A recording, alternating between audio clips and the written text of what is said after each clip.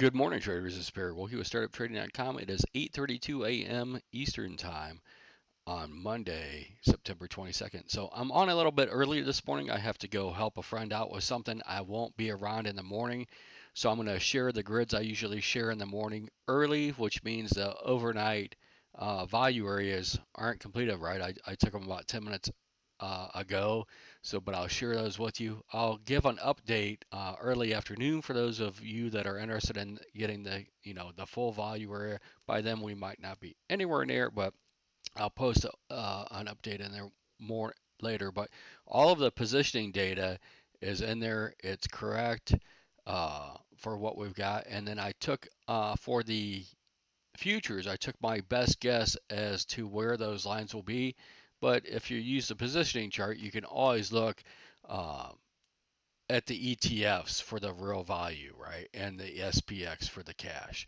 So looking back at Friday's session, right, um, we should have been weak going into post OPEX, right? We were so far up in positive gamma that it was just a squeeze up into that expiration on Friday of the quad, which we actually pretty much tagged the toss expected move high of the day for the cash SPX, the NQ, the Qs, and then a little bit short on the for the ES, but no big deal there. And if you looked at uh, 6650 was, a potential pin, and we screwed around that level for a lot of the day, right? It was early morning resistance, and we come back, we got about a whole 20-point pullback for the ES, and then come up, just rode on the top of it, and then into the close when they realized the puts weren't going to be worth anything, right? The calls got a little bit of gamma and convexity there into the close. So looking at the news flow for this week, there really isn't anything. We got a ton of Fed heads on the mics, but what are they really going to tell us? We have some flash PMI, so blah blah blah blah. Nothing going on Wednesday, so nothing going on Monday, Tuesday, Wednesday, and then Thursday we're going to have the final GDP, but unless it's an outlier, the preliminary GDP is more of a potential explosive move. The final is usually not off too much, but that is an outlier there. Then we're going to have some core durable goods. We'll see if that is raises anything, but you can see it's not a red star event. But if it really is an outlier, it could move the markets that morning. So you should probably be flat going into. I always like to look at the week ahead and where do I want to be flat for sure before news prints. This 8:30 print, you probably should be just to be safe. Get back into it after the prints come out, whatever you're looking at. And then, but the biggest news of the week, which isn't overly exciting, is the core PCE on Friday at 8:30, and that's not anything uh, extraordinary either. And then we're going to have just revised consumer of Michigan sentiment. So we are approaching the end of the quarter, so we can get a little bit of there's no news going on really this week, is my point. A bunch of Fed heads speaking, which I don't think we're going to learn anything from them. And then, just going into the quarterly expiration. So we have all of this week and Monday and Tuesday. Next Tuesday will be the end of the quarter, and that is another large expiration. It's not as large as the one that was Friday, but it is large and it is jumpy. So that's another one that, if the weather's nice, you should plan on trading in the morning. And really, from about 2 p.m. Eastern time to the close, you should not be trading because there's just a lot of shenanigans that go on with the end of the quarter, and I don't think it's very technical. But that's just my opinion. So looking at where we are now for the ES, we're at 6,700. Remember, we had rollover, so that means the cash market's probably around 66.30, 5 maybe, or something around that nature. The cash market closed at 66. 64, but I don't know what the offset is between the futures and the cash. And the futures are down 22 right now. So all things being equal, that would put the futures down around 66.42 on the cash market. So we have stayed up here in this post rollover up on these highs, right? So we've got 66, 61, 66, 67. I'm still thinking that there's a high likelihood we come down at least close to this 65.05. This is where the that JPM collar is. We'll get the top of it. In other words, that hedge fund. Well, let's just save that for positioning. Let's get into some more of what we're looking at here. So this is the FOMC. That was still the best trade I think last week was, catching this bid right around the breakout level for the Nasdaq. If you were waiting on it for the ES, you never got it, right? It never even traded that low. And then we'll see if we get anything of an end to one time framing. You can see that when we do one time frame higher, the end of it hasn't really been anything to write home about, right? We haven't really got much trending out of it. As trending up is just another place to look for a potential pullback. So with all that said, I am looking, we'll get into it in positioning here again. I said, so overnight values were below Friday's low on the Russell. We are below the signal prints that formed late in the day on the ES, right? So that is your biggest buffer today that you can look at to see. So if we get positive and can't stay positive because that's right around the top of the value area high zone as well. Uh, there's, we'll probably just go back and, test uh, these lows and see if, they can give way or not. But we are a little bit weak overnight. It's not the end all be all. There's not a lot going on. The volume, as I look here on my other computer, is fairly light at this point in time. We only have 105,000 ES contracts, 64,000, 65,000 NQ contracts on the minis that have traded so far in the overnight session.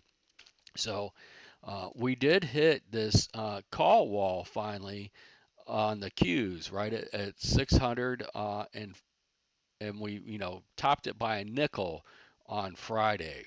So remember, we printed almost 400 on the lows earlier this year. So when we hit the 600 for, from that low of around 400 to 600, that was your 50% just on the Qs uh, that we hit. So looking at, today in the week, that still is your call wall for the week is now at 598 for today, uh, and on the longer term side of things, 600 is still the top of that. Doesn't mean we can't breach it, and there are positions above there as well. But it's just something to be aware of that we've hit this. It's a pretty good target. It's a big psychological level probably for the expected move of the day. If we're just going to be doing nothing, I always say if it's just a normal ho hum day, we're going to be between 595 basically and 603 half is where we'll be on the Qs. For the SPY, you're looking at, between, 660 and 667 half right around would be your ho hum day.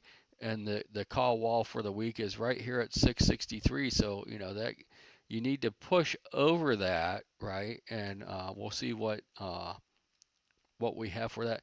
The call wall for the SPY now is at 670. The put wall is down at 640. If shrink this in, you can see where those are, but down at 640. So uh, you know at this moment it appears that there's more downside risk than there is upside risk, but it doesn't mean we still can't go up. You know, almost $8, which would be 80 ES handles at this point to hit that. You just got to be aware of it. So what I'll be watching basically in the cash market, and it might be easier if you're looking for you just technical trades that kind of run the gamut. I think you can, whether you're trading the NQ for beta, right? Because the NQ is going to move at 30 to 40% more normally than the ES does when you look at your risk to reward. That means you're risking uh, 30% more per trade, but you can also make 30% more trade, all things being equal for the same time sequence and time series between the cash or the ES, the SPY, whatever you want to trade out of those three instruments, compared to the NQ or the NDX. So as we look here at really where we are, I would watch the 650 level, right? So everyone and their brother from Friday is going to have some stops under there, and then that's going to just take you towards that low expected move of the day, which will be right around Friday's low. So as we're one time frame higher, remember this is 1 sigma, this expected range that we're in today. 2 sigmas would be just doubling it and going down, and then a couple times a year we have 4 sigma, 5 sigma, 6 sigma, 7 sigma days. That means of that many blocks will be traded, one way or the other, and it's usually to the downside when it happens. But just look for what is normal, right? So the normal expectation is that we just kind of stay in here. But I expect that during the week, and I've been saying this and I've been wrong for a little bit now, we're hitting those longer term targets, right? They're still a little bit above us. I think Jack had that at like 25,300 to 400 somewhere in there for the NQ. You're looking at about another, you know, uh, 5, 6, 700 points higher on the NQ potentially to hit that sequencing, and I think it was right around 605 for the Q on the QQQs. So we could just be slowly drifting up to there before we come back, but your bogey, and you should really be watching it now on the cash market, is going to be the 6505, which is, substantially lower than we're at right now. You're looking at from Friday's close, that would be a 160-point drop. We're already down 20 in the overnight, so you're looking at about 140 more points just to get to it to test it. But if that level does not hold, that's where acceleration to the downside picks up faster, right? The market maker is going to lose his shit if we lose that, because he's got 37,000 short puts uh, or short calls, I'm sorry, 37,000 short calls at 65.05 that expire next Tuesday on the close that will not be positioned out of. They will trade them until they close. Now, that positioning used to be on that JPM hedge fund, it used to be uh, 40 to 42,000, right? So a lot of people, because they're getting their ass handed to them, because every quarter they're not performing. So basically, anyone who's in that hedge funds, nothing's free in the stock market, right? So uh, whatever we close, if we do close above 65.05, whatever we are at above 65.05, the hedge fund did not make any money above 65.05, right? So, but on, and we could stay above it, but normally we'll get a test and down through it at some point in time, and then maybe close a little bit above it. But we'll have to watch over the next couple days because there's no news, right? Watch for the days to be ho hum and 1 sigma days, and then see if they start turning into something else. So always expect the norm until proven otherwise. But those are your larger bogeys, your larger things that to think about, and things will be fast and furious if we start heading that way. I hope this helps. I'm going to share these grids now because I won't be here until this afternoon today. My apologies, I had something come up, but I'm going to share what I have right now. I think it's pretty set. The positioning is good on here, and my guesstimates are probably not too far off. So we'll see what Jack has look at here in a little bit. You guys have a great day, trade safe, and I'll see you this afternoon in the chat.